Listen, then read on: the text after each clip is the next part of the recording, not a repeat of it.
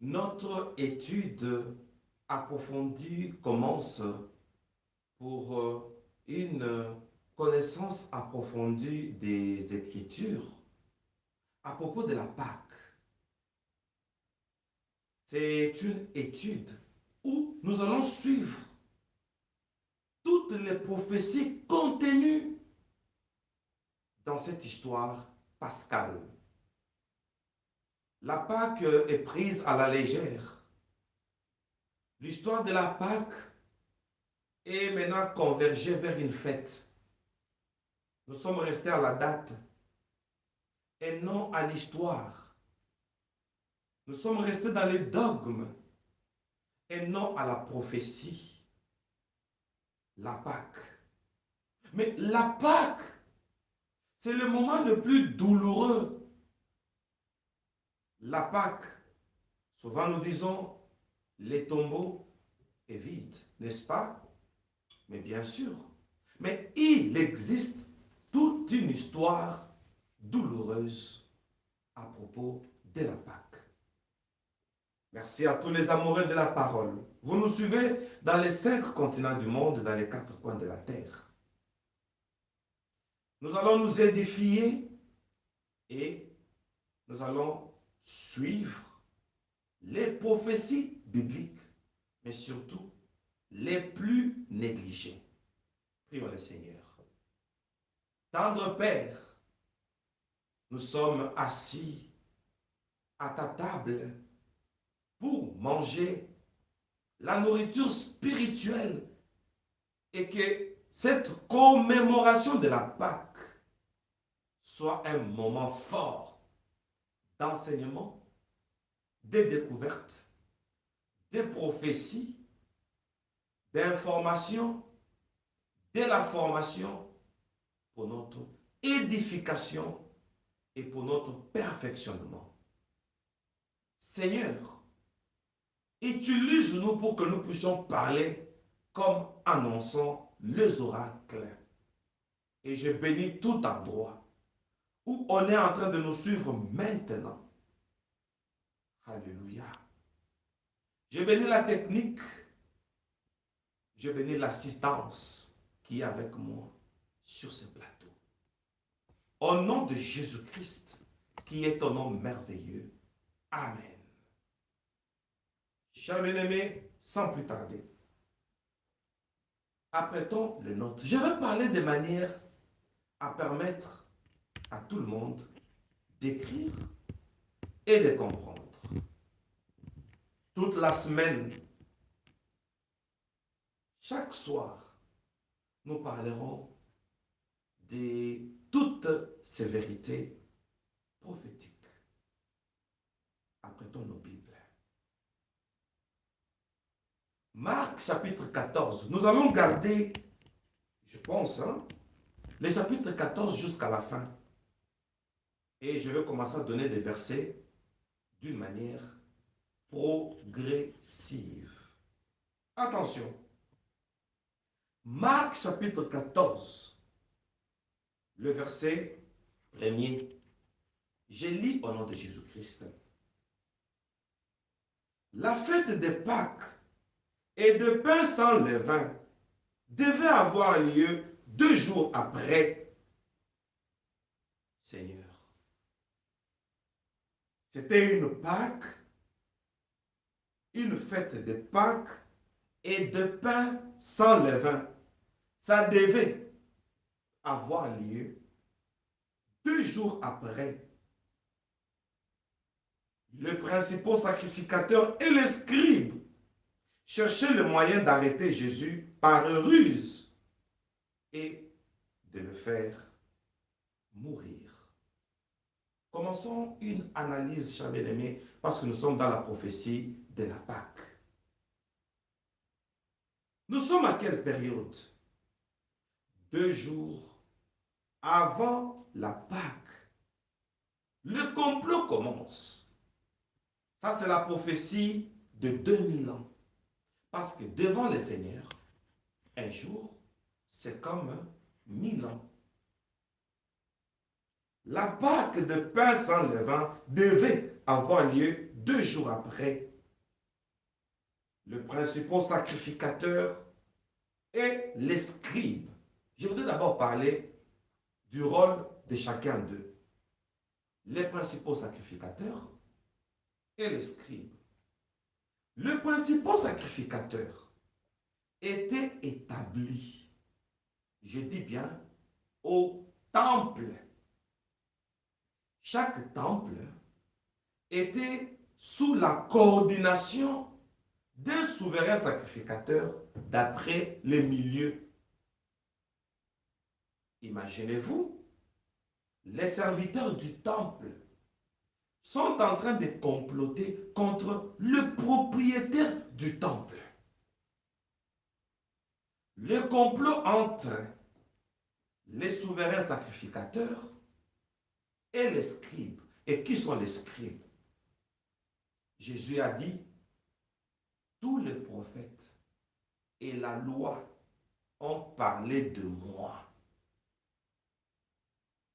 Bien-aimés, 2 jours avant la Pâque, voici, les scribes sont en complot. Vous savez, ça c'est une prophétie, mais ils ont écrit la loi de Moïse. Leur rôle, les scribes, c'était les écrivains. Ils étaient là pour veiller d'une manière scrupuleuse sur la loi de Moïse. C'est que Moïse a dit, eux, en tant que scribes, devaient faire exécuter la loi et travailler sur les Écritures. Et les souverains sacrificateurs travaillaient dans les temples. Quel rôle noble! Mais ils veulent tuer celui pour qui ils sont au temple, mais ils ne le savent pas. Ils veulent tuer celui pour qui ils sont en train de veiller sur la loi de Moïse. Moïse a parlé de lui, de Shiloh, mais ils complotent contre celui pour qui ils sont nommés. On continue. On cherche un moyen à faire mourir Jésus. Vous savez, la Pâque aura lieu dans 2 jours. C'est quelle Pâque? Je dis bien, Marc 14, 1. La commémoration de la sortie d'Israël de l'Égypte vers Canaan. Cette commémoration était une fête. Curieusement, on veut commémorer cette fête. Les scribes et les sacrificateurs, le principal sacrificateur, imaginez-vous, principaux sacrificateurs. Et les scribes complotent maintenant, ils cherchent un moyen pour tuer Jésus. Et on nous dit, pour arrêter Jésus par ruse. Or, l'animal le plus rusé de tous les animaux, c'est le serpent. Ça, c'est l'histoire qui s'est passée au jardin d'Éden. L'esprit du serpent va saisir les principaux sacrificateurs, l'esprit de la ruse, qui est l'esprit du serpent, va saisir les scribes. Attention, avant l'enlèvement, la Pâque aura lieu dans 2 jours. Attention, il y aura l'Exode, commémoration de l'Exode. On nous parle de 2000 ans, prophétiquement parlant et sur le plan eschatologique. On nous montre 2 jours après ce qui va arriver. 2000 ans après ce qui va arriver. Ça va arriver auprès des sacrificateurs et des scribes qui seront rusés. Que cela nous serve d'avertissement. Et depuis l'époque de Jésus jusqu'à nos jours, 2000 ans sont déjà passés. Donc, nous sommes en train de subir ce que les principaux sacrificateurs, c'est-à-dire à notre époque, les serviteurs du temple et les scribes, ceux qui vont nous présenter la loi. La ruse étant déjà consommée, ils vont tuer Jésus par ruse. C'est la prophétie du christianisme. On en a déjà parlé à notre premier chapitre. Nous sommes au chapitre 2. Marc chapitre 14, le verset 2. Car il disait que ce ne soit pas pendant la fête, afin qu'il n'y ait pas de tumulte parmi le peuple. Le peuple, oh mon Dieu, ne saura pas que ces sacrificateurs-là sont contre Jésus. Le pauvre peuple ne saura pas que les scribes sont contre Jésus. Nous avons des personnes qui sont dans les temples. Nous avons des personnes qui se promènent avec la Bible à notre époque. Les scribes avaient le parchemin. C'était des papiers roulés. C'était en forme de rouleaux. Ils avaient les rouleaux. Le pauvre peuple ne saura pas que les gens qui sont au temple là, ce sont les ennemis du propriétaire du temple. C'est ça le complot. À quelle période? Au moment de la Pâque, au moment de la commémoration du voyage, on va nous embrouiller par le prétendant sacrificateur et le prétendant scribe. Ils ont la vraie loi, mais ils ne connaissent pas de qui la loi parle. Avant que Jésus ne vienne, il y aura les gens qui auront la Bible, mais ils ne sauront pas de qui la Bible fait mention. Que cela nous serve d'avertissement. Que cette période de la Pâque ne soit pas une période d'ébullition, de fêtes, comme aujourd'hui on voit tout le monde en train de préparer la fête, tout ça. On continue. Le verset 3, Marc, chapitre 14, le verset 3. Attention. Comme Jésus était à Béthanie, pendant que, Seigneur, on complotait sur Jésus. Jésus, lui, en ce moment-là, était à Béthanie. Je donne un devoir dirigé. Oh, dommage. Je vais demander à la technique de me donner mon téléphone. Entrez même en Google. Ça ne peut pas se faire avec votre permission. Cherchez-moi, écrivez Béthanie, définition. Je voudrais que cela vienne de vous. OK? Vous qui êtes avec moi dans le groupe Sion International, envoyez-moi.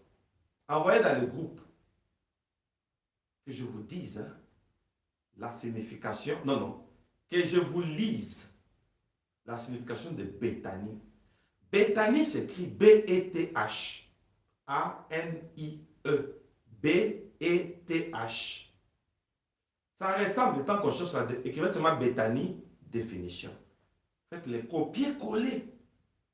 Je vais vous dire quelque chose. Jésus est à Béthanie, avant que je vous donne les détails sur Béthanie. On complote contre Jésus. Mais en ce moment-là, il est à Béthanie. Avec qui? Le temps qu'on me prépare le passage, chers bien-aimés, c'est comme Bethphagée, Bethel, Béthanie. Bethel, B-E-T-H veut dire maison. Elle, éternelle, maison de Dieu.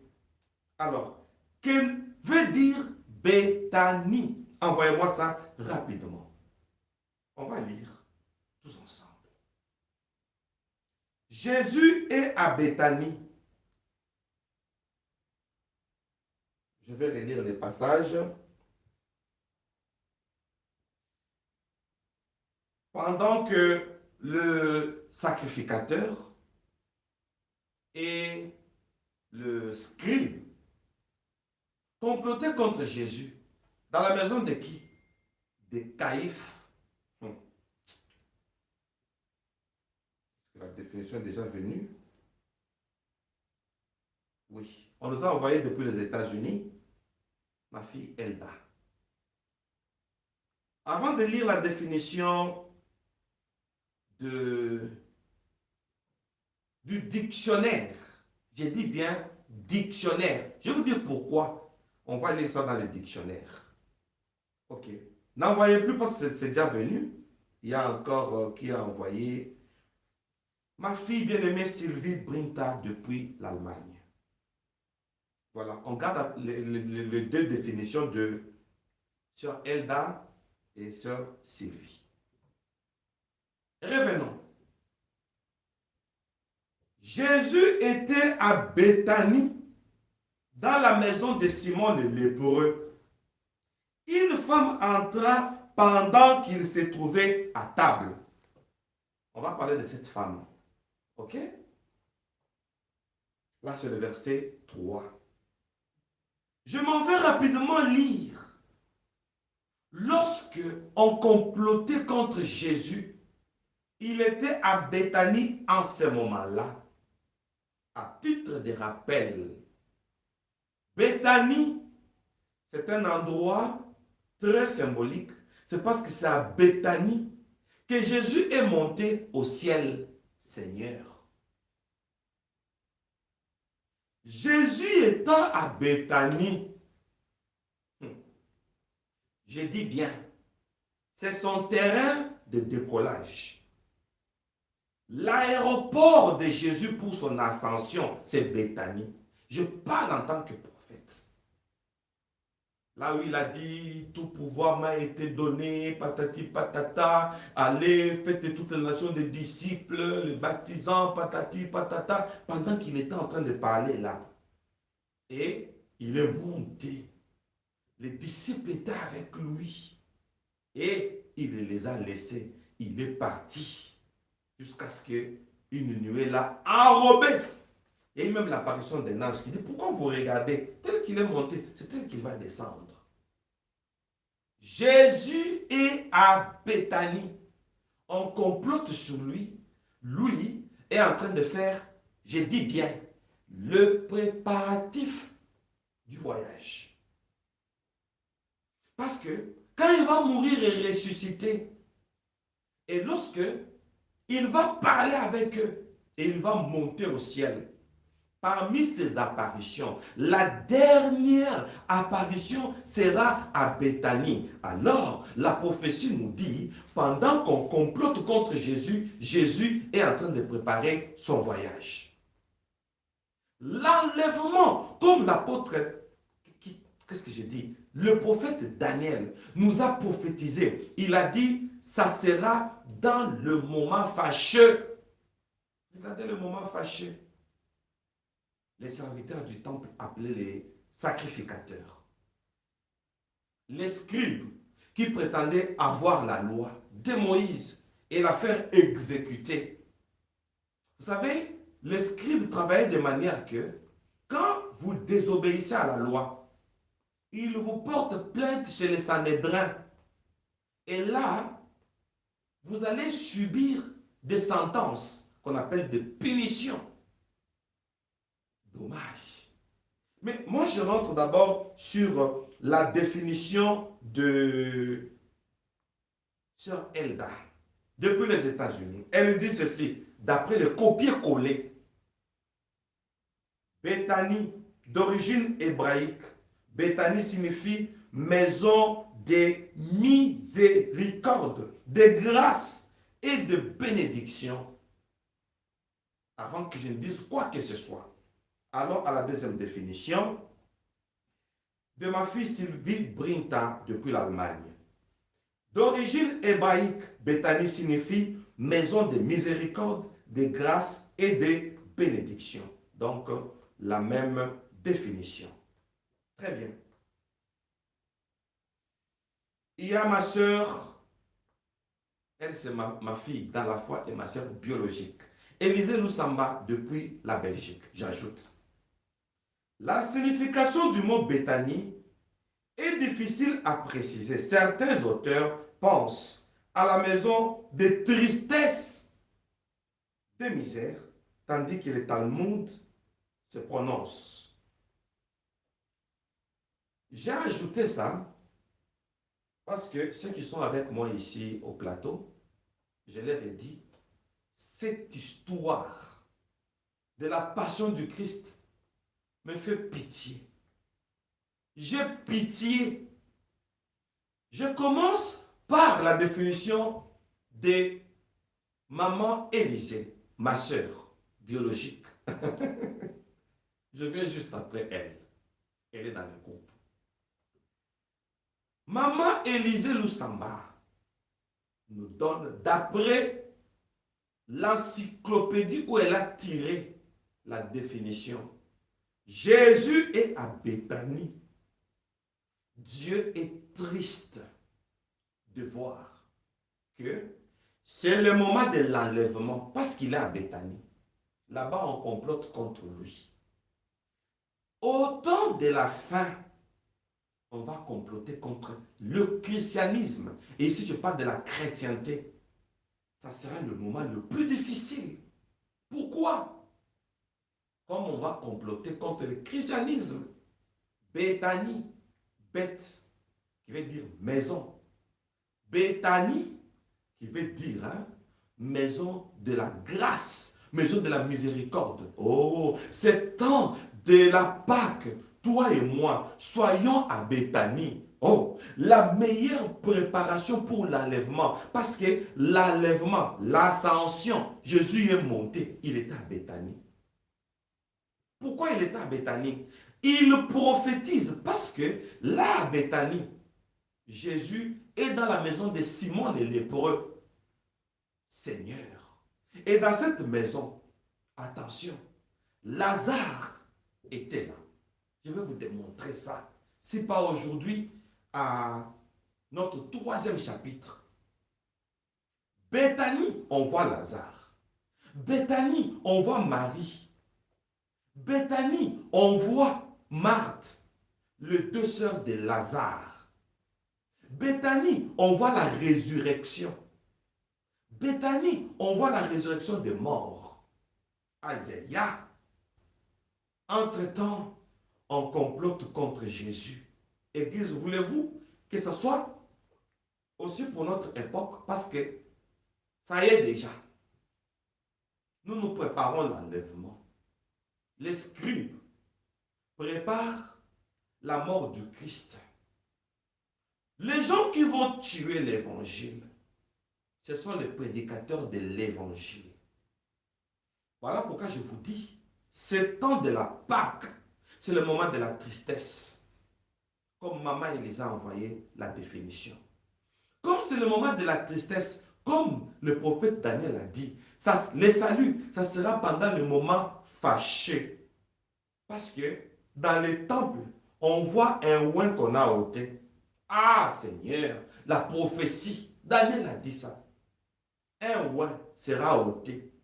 Donc, on est en train de voir le combat pendant ce temps de la fin. Le combat contre le christianisme qu'on doit ôter dans les temples. Pourquoi? Les temples sera caractérisés par les ennemis de Christ, mais qui sont dans les temples. Qui sont-ils? Les sacrificateurs et les scribes, en train de comploter contre le Christ. Et là, Christ est à Béthanie pour dire, au temps de la fin, avant l'enlèvement, soyons à Béthanie. C'est une prophétie qui est en train de dire, demandons la grâce du Seigneur. Parce que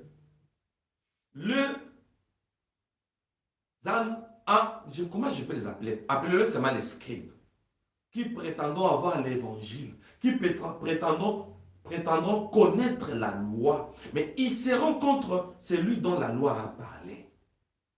Pour aller au ciel, ça ne sera pas facile, parce que l'évangile sera falsifié. Ça ne sera pas facile, parce qu'on va nous combattre par les gens qui sont seulement dans les temples. Or, le temple, c'est comme l'école, où nous viendrons apprendre. Pendant ce temps de la Pâque, que chacun de nous se pose la question. C'est lui qui prétend avoir la Bible et qui prétend lui annoncer les Écritures. Est-ce qu'il est de Dieu ou pas?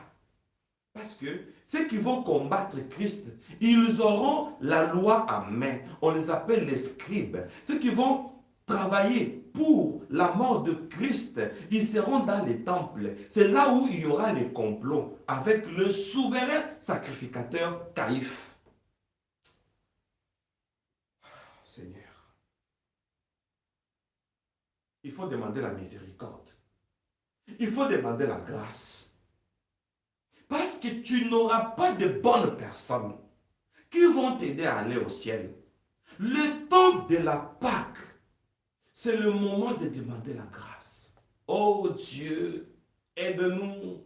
Pharaon ne voudra pas, mais aide-nous, Seigneur, à aller à Canaan. Oh Dieu, aide-nous. C'est une commémoration. Je parle en tant que prophète. Jésus est allé à Béthanie. Et là, à Béthanie, regardez comment le préparatif, parce que dans quelques 48 heures, Jésus sera à la croix. Est-ce qu'il y a quelqu'un qui m'entend? Dans quelques 48 heures, Jésus sera à la croix. Voilà pourquoi il est déjà à Béthanie.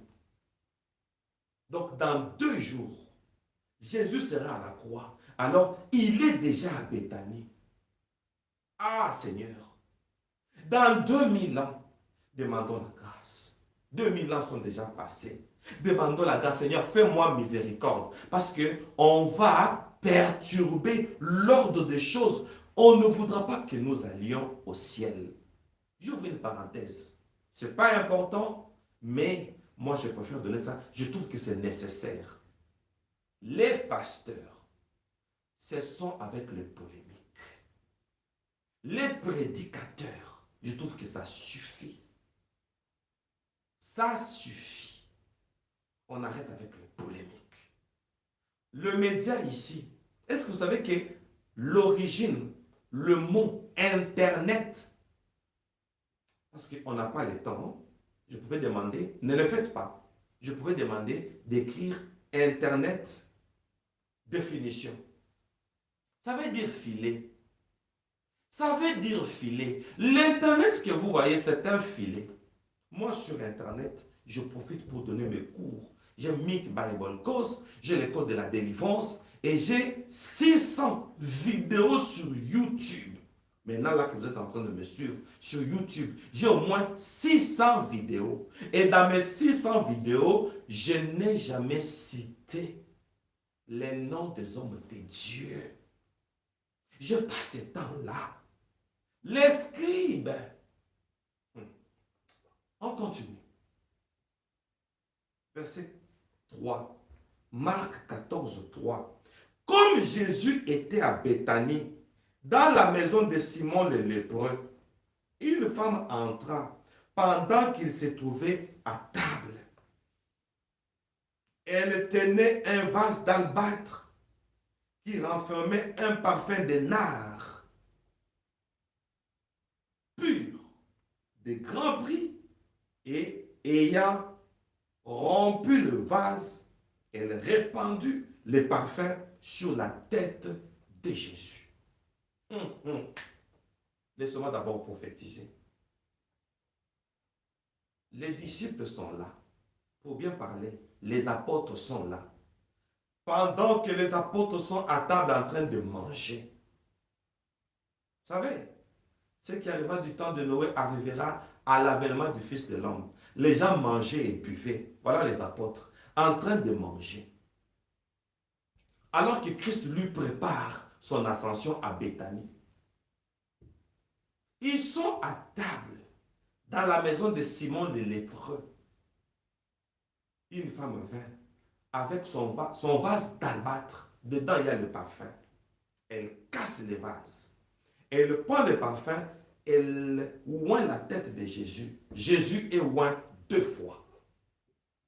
Tu as oint d'huile ma tête. Il a reçu l'onction pour le ministère. Et pour la 2e fois, il est oint de parfum, pas d'huile. Là, pour préparer sa sépulture, Jésus doit mourir et ressusciter. Je suis en train d'avoir peur de me rendre compte que une femme de mauvaise vie, je dis bien, cette femme, hein, c'était une pute du nom de Marie, sœur de Marthe. Elle avait le mauvais esprit, la Marie là. Mais elle a eu le dégoût de sa vie, symbole de la repentance. Elle a commencé à pleurer sur le pied de Jésus. Et elle a pris son vase, elle a cassé le vase, elle a aspergé le parfum de nard, de grand prix, sur la tête de Jésus. Pour dire, la personne qui va contribuer à la mort de Christ et sa résurrection, à la sépulture de Jésus pour embaumer le corps de Christ, c'est cette femme de mauvaise vie. Et là, lorsque Christ sera ressuscité, plusieurs femmes viendront au tombeau. Où est notre Seigneur? Avec quoi? Les aromates en retard. Tu vas être en retard. Quand Jésus entre dans la tombe, toi tu verras quand il sera déjà ressuscité, celle-ci l'a déjà embaumé. Lorsque les femmes sont venues avec les aromates, tout ça, Jésus déjà il n'était plus dans la tombe. Attention, cette femme casse le vase d'albâtre. Maintenant, quelque chose va me faire encore plus mal. C'est quoi? On dit un vase d'un parfum de grand prix. D'abord, un vase qui coûte cher. Albâtre. Vérifiez. C'est un récipient qui coûte trop cher. C'est comme le marbre, l'albâtre que vous voyez. Les gens se marient avec l'albâtre. Donc, comme d'autres vous donnaient un vase d'albâtre, c'était cher. Les vases chers, le parfum de nard, de grand prix. Elle a cassé son vase. Elle a répandu son parfum. Donc, elle a épuisé sa richesse. J'ai dit à quelqu'un, c'est ça le moment de travailler pour l'évangile. Si tu attends les scribes, ils ne le feront pas. Ils sont en train de comploter pour Jésus. Mais une femme va contribuer. Mais les apôtres ne vont pas le faire. Les apôtres sont en train de manger. Les apôtres sont à table. Bon appétit aux apôtres qui sont à l'église que pour l'argent. Bon appétit avec votre argent. Bon appétit. Les prostituées vous dévanceront dans le royaume des cieux. Là, c'est déjà une prophétie. 12 apôtres à table. Je tiens à vous dire, pendant qu'on cassait le vase d'albâtre, regardez la suite. Qui était là? On fait mention de quelqu'un. Oh Dieu. Marc 14, 10. Je vais remonter à 9 après. Marc 14, 10. Judas Iscariote, l'un des 12, alla vers les principaux sacrificateurs afin de leur livrer Jésus. C'est simultané. Aïe, aïe, aïe. Les principaux sacrificateurs sont en conseil. Jésus-Christ est dans la maison de Simon le lépreux, une femme de mauvaise vie. Elle n'est ni apôtre, elle n'est ni disciple, elle n'est ni prophétesse, une femme de mauvaise vie. Luc l'appelle comme ça, une femme de mauvaise vie. Elle vient. Elle casse le parfum. Judas a vu. Ok? Parce que les 12 apôtres étaient là. Judas a vu comment une femme de mauvaise vie est prête à casser l'albâtre. Oh mon Dieu! Une femme de mauvaise vie est prête à répandre le parfum des grands prix. Mais Judas, l'apôtre, les apôtres, bon appétit. Une femme de mauvaise vie le fait. Elle répand les parfums. Mais un apôtre du nom de Judas, l'Iscariote, lui, demande 30 pièces. Que me donnerez-vous si je vous les livre? Le complot est grand. De l'autre côté, Judas se retrouve avec les sacrificateurs qui veulent tuer Jésus, avec les scribes qui veulent tuer Jésus. Il cherchait le moyen. Judas va faciliter la tâche. Judas va travailler pour l'ennemi. Mais il est l'un des apôtres de Jésus. Lorsque Jésus les a envoyés deux à deux, Judas était dedans. Ils ont chassé aussi les démons. Judas l'Iscariote. Qu'est-ce que vous allez me donner? On dit Judas l'Iscariote, l'un de 12, alla vers les principaux sacrificateurs afin de leur livrer Jésus. Pour combien? Pour 30 pièces d'argent. 30 pièces. Je dis bien 30 pièces. Une petite trousse où il n'y a que 30 pièces. Et cette femme qui a brisé son vase d'albâtre, lorsque les apôtres trouveront que l'argent est nécessaire, mais les prostituées, ils trouveront que ce n'est plus le moment de chercher l'argent. C'est le moment de se réconcilier avec son propriétaire, parce que l'enlèvement, c'est dans quelques instants.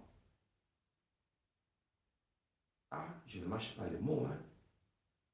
Je ne mâche pas les mots. Pour la troisième fois, les apôtres, bon appétit, à table. Où vous mangez? Une femme de mauvaise vie lave le pied du Seigneur. Vous savez, d'après la loi juive, hein, laver le pied de quelqu'un, c'est accueillir quelqu'un comme un visiteur. La bonne manière d'accueillir quelqu'un, c'est laver ses pieds, d'après la loi juive. À l'époque, c'est une longue histoire, je ferme la parenthèse. Jésus sera la bienvenue chez une femme de mauvaise vie qui est en train de dribbler des apôtres qui sont à table, qui ne connaissent pas la prophétie, parce que dans 2 jours, Jésus-Christ va voyager. Seigneur, il va quitter la terre, il va rendre l'âme, il va retourner à Dieu, on ne saura plus le toucher. Alors elle profite, elle touche le Seigneur au niveau des pieds, et là l'évangile, et à vos pieds comme chaussures, hein, l'évangile de paix. Les autres sont à table, elle s'occupe de l'évangile. Je me demande, à cette époque, cette femme peut être comparée à qui? Parce que tous les 12 apôtres sont à table. Entre-temps, Judas, il est dans 2 camps, du côté de Jésus et du côté des faux, je dis bien faux sacrificateurs, faux scribes. Le complot est grand.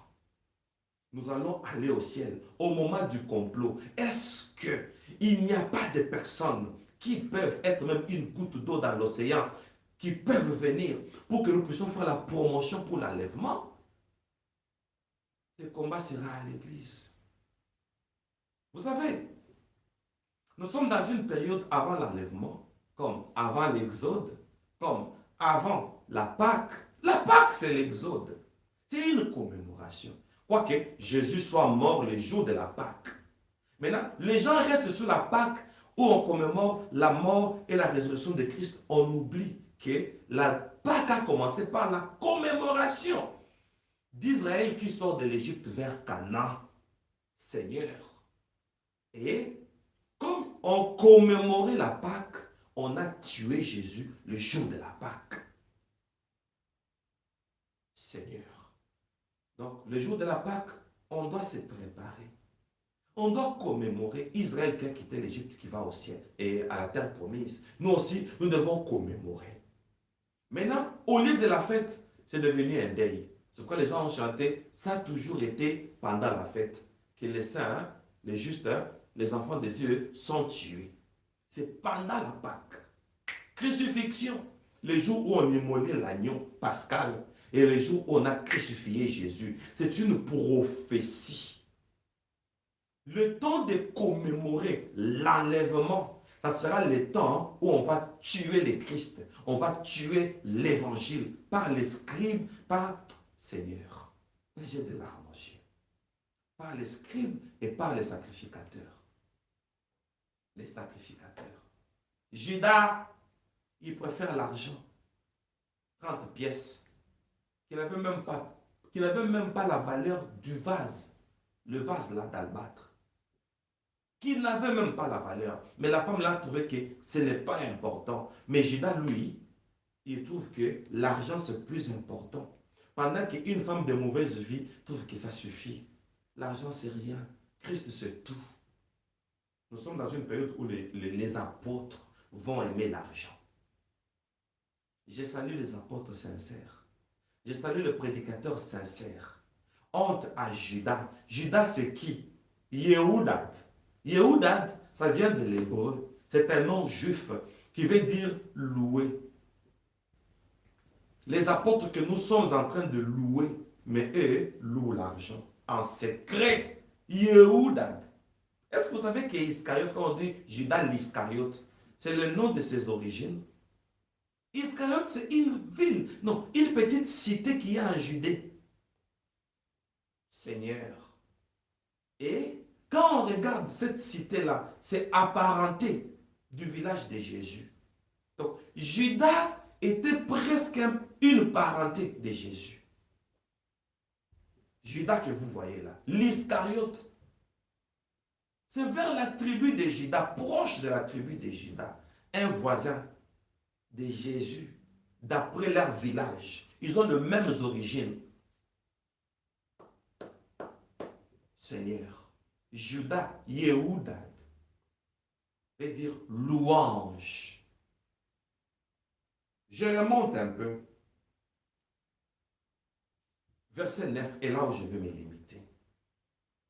Lorsque cette femme a brisé le vase d'albâtre, elle a répandu le parfum sur Jésus. Jésus prophétise. Verset 9. Je vous l'ai dit en vérité, partout où la bonne nouvelle sera prêchée. On dit partout. Dans le monde entier, on racontera aussi en mémoire de cette femme ce qu'elle a fait automatiquement. L'évangile de Béthanie passe automatiquement en action où il dit qu'on parle de cette femme. Qu'est-ce qu'elle a fait? Ce qu'elle a fait partie de l'évangile. Insérons l'évangile de cette femme de mauvaise vie dans l'évangile. Parce que les évangélistes n'ont pas fait mention de ça. Les scribes n'ont pas fait mention de ça. Du Christ qui devait être oint d'huile et avant sa mort, oint de parfum. Quoique oint, on voit l'huile. Mais on le oint de parfum, ce n'est plus l'huile. Maintenant, c'est préparer sa sépulture. Et Jésus dit, parlez de cette femme. Nous sommes en train de parler de cette femme. Nous sommes en train de parler de cette église. Pendant que les autres voient la nourriture, ils sont à table. Les autres voient l'argent. Ils sont là-bas chez Caïphe avec les sacrificateurs et les scribes. Mais cette femme est en train de oindre Jésus. Elle est en train de répandre son parfum sur Jésus. On parle de cette femme pour dire 2 jours avant. Est-ce qu'il y a quelqu'un qui m'entend? 2 jours avant la crucifixion, 2000 ans avant l'enlèvement, parce que Jésus va dire, entre tes mains, j'ai remis mon esprit. L'enlèvement sera un esprit qui est de femmes qui vont comprendre que l'argent, c'est rien. Oh mon Dieu. L'église qui va comprendre, l'argent, c'est rien. Ça fait partie de l'évangile. Ne prêchons plus l'argent. Il y a quelqu'un qui est en train de dire, toi, tu n'as pas besoin d'argent. J'en ai besoin. Mais si je le cherche, je me paye moi-même. L'argent que je le gagne dans le travail que je fais. Et non falsifier l'évangile pour l'argent. J'espère que j'ai répondu à quelqu'un qui dit, toi tu n'as pas besoin d'argent. Même Jésus en avait besoin, mais pas de la manière dont nous sommes en train de voir aujourd'hui. Quelqu'un qui prend l'eau, qui met dans sa bouche, qui a 100 $, je vais asperger l'eau de ma bouche sur sa tête. Et les gens de 100 $ qui viennent, qui a 200 $, ça c'est quoi ça? Ça c'est quoi ça? Pourquoi être méchant jusqu'à ce point? Je connais un pasteur, je n'ai pas envie de vous faire rire. Si quelqu'un monte sur mon dos, il sera béni toute sa vie. Tout le monde veut venir. Et attendez, vous donnez 100 dollars, vous montez sur mon dos. Et les gens qui montent sur le dos du pasteur, un cheval. Vous donnez 100 dollars, vous montez sur son dos. C'est vrai ça. Bon appétit aux apôtres. Merci, merci, merci. L'histoire de la Pâque, c'est une histoire très douloureuse. Désormais, quand on parle de la Pâque, ne soyons pas dans l'ambiance comme tout le monde, mais commémorons. Commémorons. La Pâque nous rappelle d'abord l'Exode. On va parler de la mort et de la résurrection du Christ après, parce que c'est la même date. Très bien. Que le Seigneur vous bénisse. Nous allons nous retrouver demain avec notre troisième chapitre à propos de la Pâque. En ce moment ici, soyons à Béthanie. Béthanie, c'est la grâce de Dieu. Que Dieu nous fasse grâce. Que Dieu nous fasse miséricorde. Parce que les gens qui peuvent nous amener au ciel sont devenus les ennemis du ciel, les ennemis de Christ. Et j'ai toujours regretté de voir qu'aujourd'hui, les gens abandonnent les bons pasteurs, les bons bergers, et ils vont chercher les mercenaires. Tant mieux. Que Dieu nous bénisse. Retrouvons-nous très prochainement. Restons dans un état de réflexion. Partagez-moi cette vidéo et likez-moi cette vidéo. J'ai oublié de lancer ça sur mon statut. J'étais tellement sous les chocs des Écritures. Que Dieu vous bénisse. Rendez-vous demain à la même heure. Bye bye.